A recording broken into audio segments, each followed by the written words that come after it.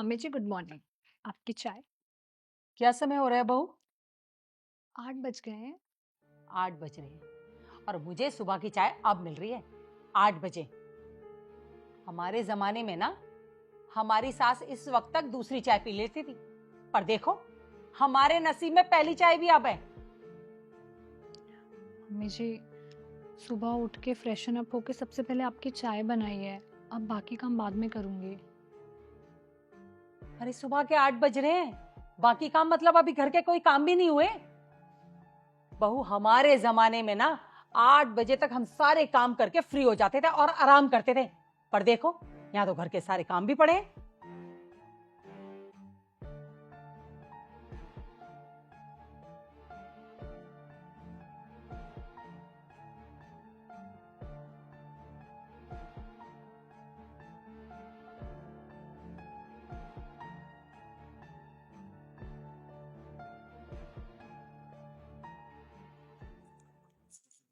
बहू 9 बज रहे हैं और अभी तक पोछा ही लग रहा है। अरे हमारे जमाने में 4 बजे उठकर हम झाड़ू पोछा सारे काम खत्म कर देते थे और 8 बजे तक फ्री होकर आराम करते थे। पर तुम आजकल की लड़कियां ना, तुमसे घर के काम भी नहीं होते। मम्मी जी कर तो रही हूँ। अरे क्या कर तो रही हूं, आधा दिन निकल गया पर इस घर में अभी पोछा ही लग रहा है। हाँ।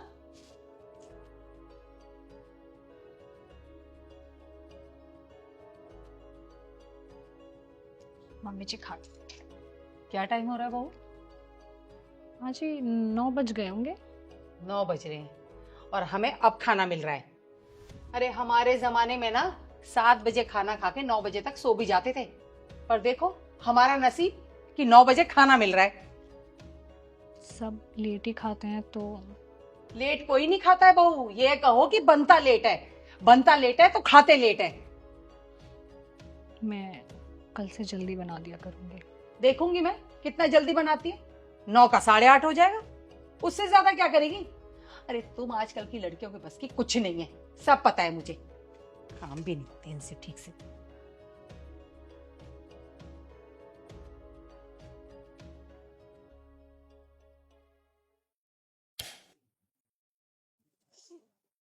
अरे क्या कर रही है बहू?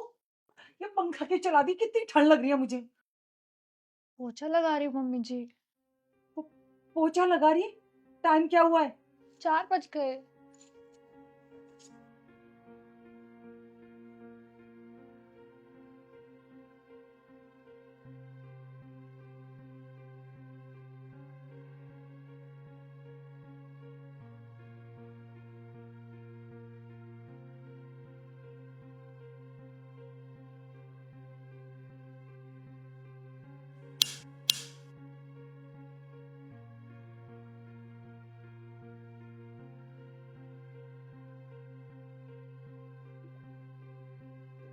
माँ जी, माँ जी उठिए।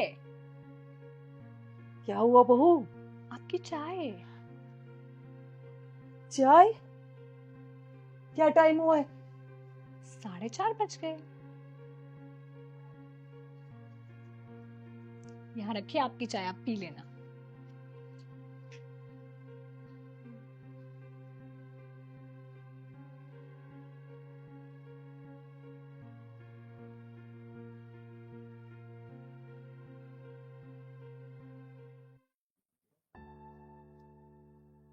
माँ जी, माँ जी, अरे अब क्या हो गया? आपका नाश्ता।